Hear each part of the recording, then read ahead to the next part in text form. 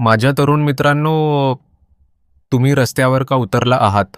हा प्रश्न विचारण्यापूर्वी सरकारने स्वतःला एक प्रश्न विचारला पाहिजे. हे विद्यार्थी रस्त्यावर येण्याची वेळ त्यांच्यावर का आली? लोकशाहीमध्ये सरकार हे जनतेचे मालक नसते. सरकार हे जनतेचे सेवक असते.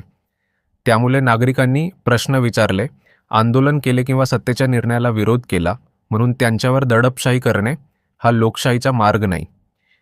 विद्यार्थ्यांवर लाठी उगारून त्यांच्या प्रश्नांचे उत्तर देता येत नाही. लाठीने शरीर दुखावता येते, परंतु प्रश्न संपवता येत नाही. तुम्ही तरुण आहात. तुमच्याकडे सत्ता नाही, पैसा नाही, मोठी यंत्रणा नाही. तुमच्याकडे जर काही असेल तर तो आहे तुमचा आवाज आणि तुमचा घटनात्मक अधिकार. पण मी तुम्हालाही सावध करतो, आंदोलन करा पण हिंसा करू नका. सरकार अन्याय करत असेल म्हणून तुम्हीही कायदा हातात घ्यावा असा माझ्या लोकशाहीचा अर्थ नाही. तुमचा संघर्ष जितका मोठा असेल तितकी तुमची शिस्त मोठी असली पाहिजे. तुमचा लढा एखाद्या व्यक्तीविरुद्ध नसावा, तो अन्यायाविरुद्ध असावा. तो एखाद्या पक्षाच्या विजयासाठी नसावा, तो न्यायव्यवस्थेसाठी असावा. आणि सरकारमधील लोकांनी हे लक्षात ठेवावे. आज तुम्ही सत्तेत आहात, उद्या दुसरा असेल. राज्यसत्ता कायमची कोणाचीही नसते, पण संविधान कायमचे असते. म्हणून विद्यार्थ्यांवर बलाचा वापर करण्यापूर्वी सरकारने त्यांच्या प्रश्नाचे उत्तर द्यावे. परीक्षा, रोजगार, शिक्षण आणि संधी याबाबत जर तरुणांच्या मनात अविश्वास निर्माण झाला असेल तर त्यांना देशद्रोही म्हणणे हा सर्वांत सोपा मार्ग आहे.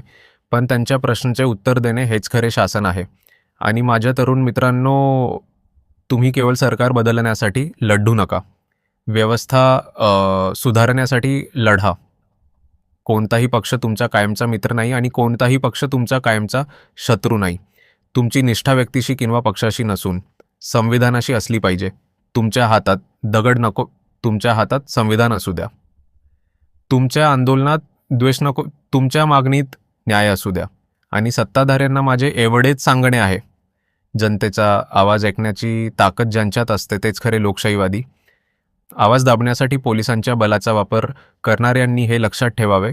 पोलिसांचा बलाचा अधिकार तात्पुरता आहे, पण जनतेचा सार्वभौम अधिकार कायमचा आहे. संघटित व्हा, संघर्ष करा, पण हा संघर्ष संविधानाच्या मार्गाने करा. कारण लोकशाहीचे खरे सामर्थ्य सत्तेच्या लाठीत नसते, ते जागृत नागरिकांच्या विवेकात असते.